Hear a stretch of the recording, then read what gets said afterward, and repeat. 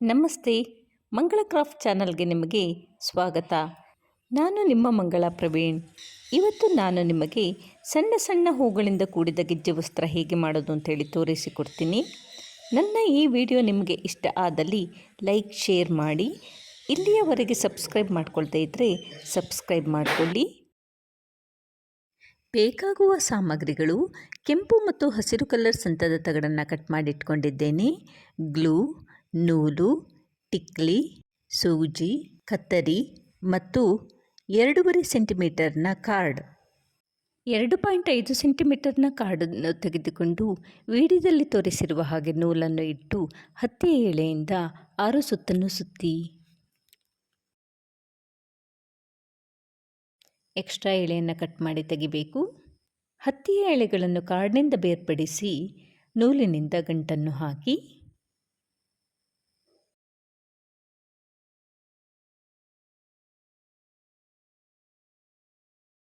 Extra ಎಳೆ ಮತ್ತು ದಾರವನ್ನು ಕಟ್ ಮಾಡಿ ತೆಗೆಯೋಣ. ನೋಡಿ, ಹೂವು ರೆಡಿ ಇದೆ. ಇದೇ ತರಹದ ನಮಗೆ ಅನೇಕ ಹೂಗಳು ಬೇಕು. ಈಗ ಹೂವನ್ನು ತೆಗೆದುಕೊಂಡು ಪಕ್ಕಪಕ್ಕದ ಪೆಟಲ್ಸ್ಗಳನ್ನು ಕೆಂಪು ಕಲರ್ ಸಂತದ ತಗಡಿನಿಂದ ಜೋಡಿಸೋಣ. ಈಗ 2ನೇ ಪೆಟಲ್ ಮತ್ತು 3ನೇ ಪೆಟಲ್ ಜೋಡಿಸ್ತಾ ಇದ್ದೇನೆ. ಮುಂದಿನ ಪೆಟಲ್ಗಳನ್ನು ಜೋಡಿಸೋಣ.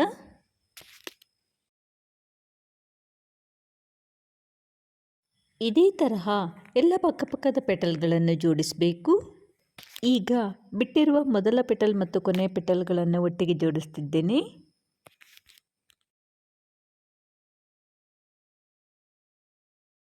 ಹೀಗೆ ಎಲ್ಲ ಹೂಗಳನ್ನು ಮಾಡಿಕೊಂಡಿದ್ದೇನೆ. ಒಂದು ಹೂವನ್ನು ಮಧ್ಯೆ ಇಟ್ಟು ಅದರ ಸುತ್ತ ಪ್ರತಿ ಪೆಟಲ್ಗೂ ವಿಡಿಯೋದಲ್ಲಿ ತೋರಿಸಿರುವ ಹಾಗೆ ಹೂವನ್ನು ಇಡ್ತಾ ಹೋಗಬೇಕು. 6 ಹೂಗಳನ್ನು ಇಡಬಹುದು. ಹತ್ತಿರ ಇರುವ ಎಲ್ಲ ಪೆಟಲ್ಸ್ಗಳಿಗೂ ಗ್ರೀನ್ ಕಲರ್ ಸಂತದ ತಗಡಿನಿಂದ ಕಟ್ಟನ್ನು ಹಾಕಿ ಮಧ್ಯದಲ್ಲಿ ಒಂದು ಹೂವನ್ನು ಇಡಬೇಕು. ಅದರ ಸುತ್ತ 6 ಹೂಗಳನ್ನು ಇಟ್ಟು ಕಟ್ಟನ್ನು ಹಾಕೋದು ಹೇಗೆ ಅಂಥೇಳಿ ನೋಡೋಣ. ಮಧ್ಯದ ಹೂವಿನ ಪಕ್ಕದಲ್ಲಿ ಒಂದು ಹೂವನ್ನು ಇಟ್ಟು ಅದರ ಪೆಟಲ್ ಹಾಗೂ ಮಧ್ಯದ ಹೂವಿನ ಪೆಟಲ್ಗೂ ಸೇರಿಸಿ ಹಸಿರು ಕಲರ್ ಸಂತದ ತಗಡಿನಿಂದ ಕಟ್ಟನ್ನು ಹಾಕ್ಕೊಳ್ಳೋಣ.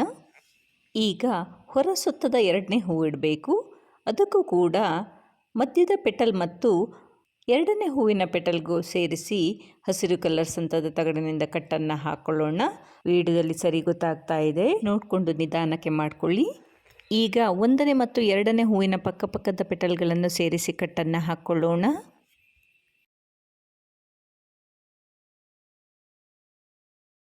ಪುನಃ 3ನೇ ಹೂವನ್ನು ಇಡ್ತಾ ಇದ್ದೇನೆ. ಮಧ್ಯದ ಪೆಟಲ್ ಮತ್ತು 3ನೇ ಹೂವಿನ ಪೆಟಲ್ಗೆ ಕಟ್ಟನ್ನು ಹಾಕ್ಕೊಳ್ಳೋಣ.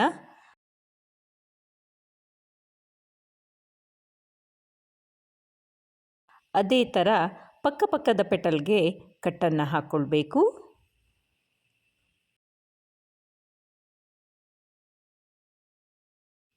ಈಗ 4ನೇ ಹೂವನ್ನು ಇಡಬೇಕು.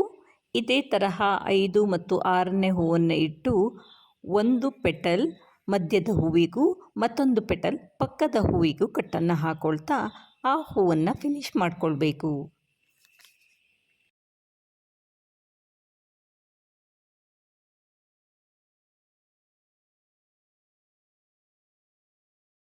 ಈಗ ಕೊನೆ ಹೂವನ್ನು ಇಡ್ತಾ ಇದ್ದೀನಿ.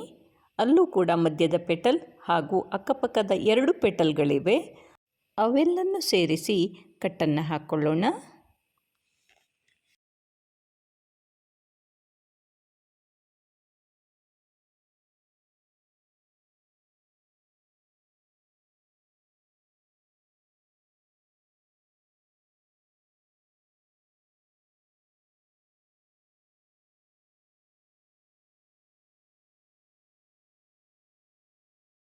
ಈಗ ಒಂದು ದೊಡ್ಡ ಹೂವು ರೆಡಿಯಾಗಿದೆ. ಸಣ್ಣ ಹೂವುಗಳ ಮಧ್ಯಭಾಗಕ್ಕೆ ಗ್ಲೂ ಹಾಕಿ ಗ್ರೀನ್ ಕಲರ್ ಟಿಕ್ಲಿಯನ್ನು ಅಂಟಿಸೋಣ.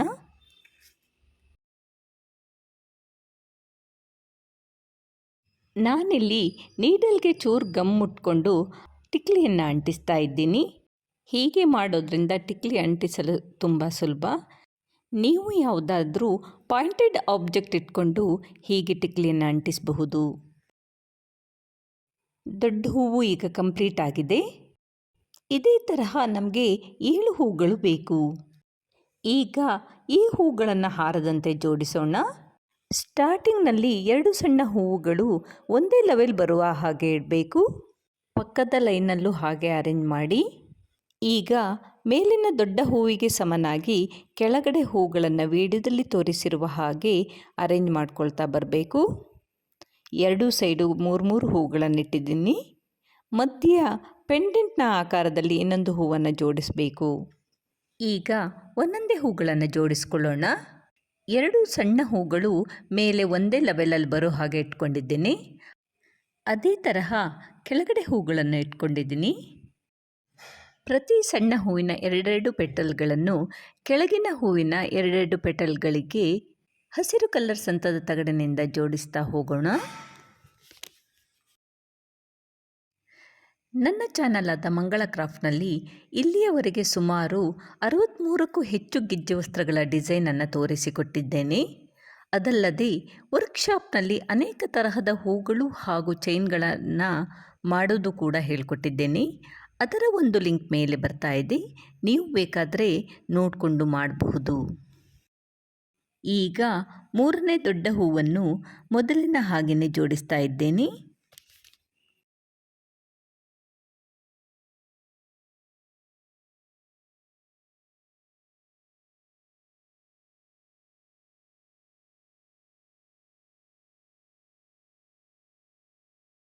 ಇದೇ ತರಹ ಇನ್ನೊಂದು ಬದಿಗೂ ಮಾಡಿಕೊಳ್ಳಿ.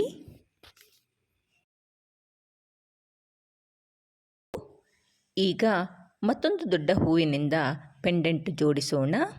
ಪೆಂಡೆಂಟ್ನ 2 ಸಣ್ಣ ಹೂಗಳ 2 ಪೆಟಲ್ಗಳನ್ನು ಚೈನಿನ 2 ಸಣ್ಣ ಹೂಗಳ 2 ಪೆಟಲ್ಗಳ ಜೊತೆಗೆ ಜೋಡಿಸ್ತಾ ಇದ್ದೇನೆ. ಒಂದೊಂದು ಸೈಡ್ನಲ್ಲೂ 4 ಕಟ್ಟು ಹಾಕಲಿಕ್ಕೆ ಸಿಗುತ್ತೆ. ವಿಡಿಯೋದಲ್ಲಿ ಇದು ಗೊತ್ತಾಗ್ತಾ ಇದೆ, ನಿಧಾನಕ್ಕೆ ತೋರಿಸ್ತಾ ಇದ್ದೇನೆ, ನೋಡಿಕೊಂಡು ಮಾಡಿ.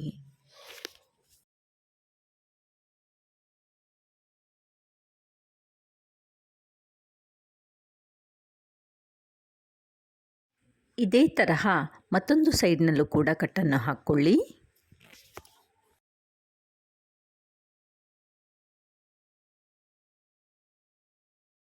ನೀವು ಇಷ್ಟು ದೊಡ್ಡ ಹೂಗಳನ್ನು ಬೇಕಾದರೂ ಜೋಡಿಸಿ ಹಾರವನ್ನು ಅಥವಾ ಪೆಂಡೆಂಟನ್ನು ದೊಡ್ಡ ಮಾಡಿಕೊಳ್ಬಹುದು. ಅದು ನಿಮ್ಮ ಕ್ರಿಯೇಟಿವಿಟಿಗೆ ಬಿಟ್ಟಿದ್ದು. ಪೆಂಡೆಂಟು ಚೆನ್ನಾಗಿ ಕಾಣಲಿಕ್ಕೆ ಕೆಳಗಡೆ ಒಂದು ಸಣ್ಣ ಹೂವನ್ನು ಜೋಡಿಸ್ತಾ ಇದ್ದೇನೆ.